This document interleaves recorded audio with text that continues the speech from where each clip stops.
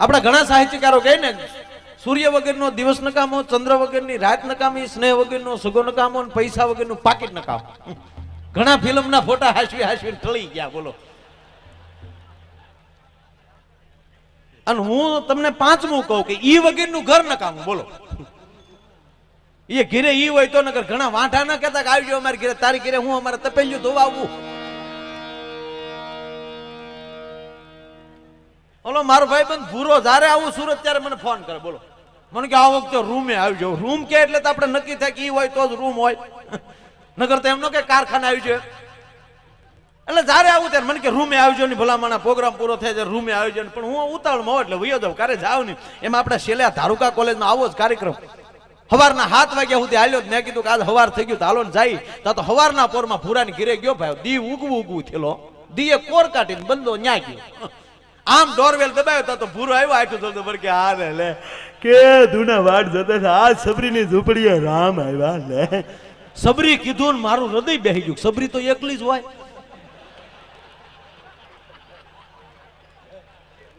બસ લ્યો, મેં કીધું આજ પૂરું થયું. મને કે સારું થયા. મને કે તમે પ્રાઇમર ચાલુ કરો, હું દૂધની કોથળી લેતા આવું. લે મેં કીધું કેમ હું પ્રાઇમર? મને કે આપણે ક્યાં ને એકલા થઈને અહીંયા કેવું કાંઈ. મેં આવ્યા સહિત મેં કીધું હવે ઉતારા કરતા જાય. એટલે મેં કીધું હા જા તું દૂધ લઈ. મેં તો લીધું માળિયેલી પ્રાઇમસ ઉતાર્યો ભાઈ. ઓલો ભડભડિયો પ્રાઇમસ હવા ફરી. મેં પણ એને 2 મહિનાથી ઉતારેલો નહીં તો ભૃદિન બેન થઈ જાય. પીન મારું પાછું ભૃદિન બેન થઈ જાય. દી ઉગી ગયો. મેં કીધું આમાં બંડલમાં કચરો લાગે એટલે હાણસીનો દાંડલો ભરાઈને બંડલ ખોડ્યું. કારણ કે ઓલા કટોરા ગરમ કરવાની જૂની ટેવ. હવે ઇલેક્ટ્રિક સગડી આવી ગઈ. નગર પેલા તો અહીંયા હીરા ઉકાળવાના, એમાં કટોરા ગરમ કરવાના અહીંયા, એટલે એ ફાવતું હતું. એટલે મેં આમ બંડલ ખોલ્યું. બંડલ ખોલીને આમ હરખું કરતો ત્યાં લાઈટ ગઈ. એ અંદર ગરમી થઈ હતી. એક હાથમાં બંડલ ને હણસી, એક હાથમાં પ્રાઇમસ બંધા આવ્યા બહાર. પાડો હી જાગી ગયેલા ને બાયું જોઈ ગયું કે લે અત્યારમાં રિપેર કરવા વાળા આવ્યો કુ. તો 2 પ્રાઇમસ એ મૂકી ગયા કે આ રિપેર થઈ જાય પછી રોયા આને રિપેર કરજે. કર્યા. કેવું કેમ કે હું માયો આવ્યો તો આબરૂ ના કાકરા થાય.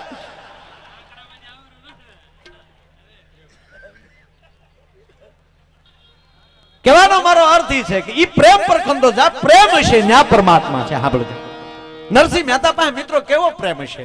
આ સાધુડાને, આ સંતોને વંદન ઈ માટે કરીએ છીએ આપણે કે ઈ પ્રેમ પરખંદા છે. એની પાસે પરમાત્માનું રૂપ છે.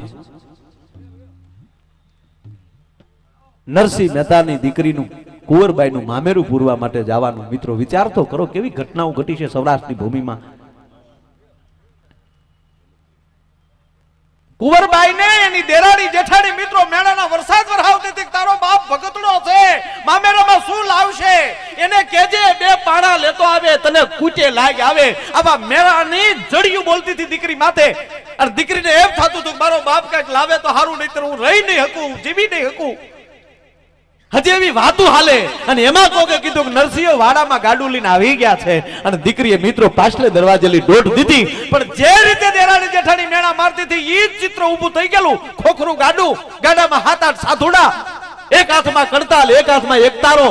વિઠ્ઠલ વિઠ્ઠલ કરતો કરતો નરસિંહ નીચે જા ગાડામાં ઉતર્યો. પણ દીકરીની આંખમાં આંગુડાની ધાર થઈ ગઈ. મિત્રો બાપના શરણમાં જઈને એટલું કીધું પિતાજી દીકરીના ઘરે કેમ જવાય ઈ તો શીખ્યા હોત.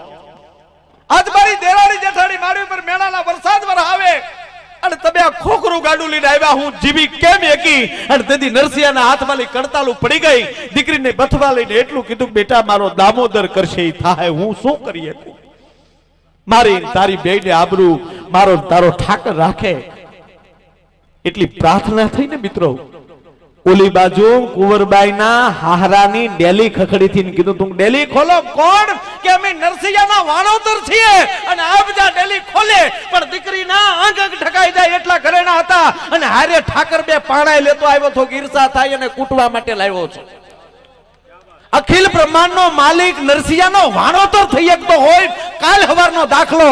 પણ મિત્રો આજ મને તમને વિશ્વાસ ઉડી ગયો છે પ્રેમમાં કાંઈ નથી. પ્રેમમાં બહુ મોટી તાકાત. આ તમારે હામાં આમે બેઠા હીરા ગણવા વાળા થઈ. બોલ આ પરમાત્માના ખોટું ખોટું નામ લઈ કાંઈક તમને રાજી કરવા, કાંઈક આ ભસ કલંદર રળવા. આ હાવ સોખી વાત કરું તમારે. પણ મને એવું લાગે છે ક્યારેક ક્યારેક અંદરથી એવો અવાજ નીકળી જતો હશે અને આવા સાધુડા સાંભળી લેતા હશે અને એના આશીર્વાદ અમારી ઉપર પડી જાય તો એક મહિનામાં 5-5 વાર જો પ્લેનમાં બેહતા હોય નકર હાથ પેટીમાં કોઈ એ સાળો નતો કર્યો. આ તમારે સામો દાખલો છે. કારણ કે આ સંતોની કૃપા છે. અમે જે કઈ અમારો કોઈ પાવર નથી, અમારી કોઈ અવાજ નથી, સંતોની કૃપા. અને બાકી આ બધા જે તમે બેઠા છો આની અંદર કાંઈક એવો રામ બેઠો છે એ જે અમને સાંભળી લે છે ને મારો બાપ, આ ઈ કૃપાઓ ભેગી થાય. અર્જુનને ભગવાને વિરાટ રૂપ દેખાડ્યું હતું, કદાચ એવડું હશે કે નહીં હોય મને ખબર નથી, પણ ગીતામાં વર્ણન છે કે અનેક માથા, અનેક આંખું, અનેક હાથ. આ તમે બેઠા ને ઈ અનેક માથા, અનેક આંખોમાં તાંક તાંક મારો પરમાત્મા બેઠો છે. ઈ લેર અમને આપે છે, ઈ મોજ છે મારો બાપલ્યો. એટલે એને ખોટું લાગે એવું ન કરાય મારા ને તમારાથી. કારણ કે ગોતવા જાય તો ક્યાંય જડે નહીં ઓલ્યો ગહન ગોવિંદો, અને હરિભક્તોને હાથ વગો છે ઈ પ્રેમ પર ખંદો. જ્યાં પ્રેમ હોય ન્યા હોય. પ્રેમ પ્રેમ સબ કોઈ કહે, પ્રેમ ન જાણે કોઈ. અત્યારે પ્રેમ નો શબ્દ હાવ માણસ હળવો કરી નાખ્યો. નિશાળે ઉભા, કોલેજ ના દરવાજે ઉભો ગાતો, અગર તુમ મિલ જાવો જમાના છોડ દેંગે રે તને કરડે. ના, ઈ ગીત મોળું નથી, સાંભળી લો. આ ગીતને તમારે ગાવું હોય તમારા ઘરે જઈને તમારા ઈષ્ટદેવના ફોટો હામો રાખી અને પછી ગાજો કે અગર તુમ મિલ જાવો તો એ જમાના છોડ દેંગે હમ. તું મળી જા બાપ, તા બધું મૂકી દઈએ કરીએ. પણ આપણે ગાવા જ બીજે પછી કે ઓલે બધે માર્યો તે ગાયું છે કાંઈ.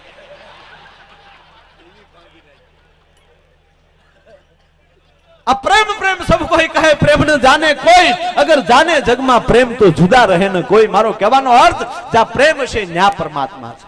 હરિભક્તોને હાથ વગો છે ઈ પ્રેમ પરખંદો અને મળી જાય તો દેવને દીવો મારે ખરેખર આજ બહુ મોજ સાગડા. ઈ ટીવી વાળા ભાઈઓ બધા જે પત્રકારો અમારે ક્યાં ગયો માલણ ને તીરે ધકાન સાહેબ આગળ ઇન્ટરવ્યુ લે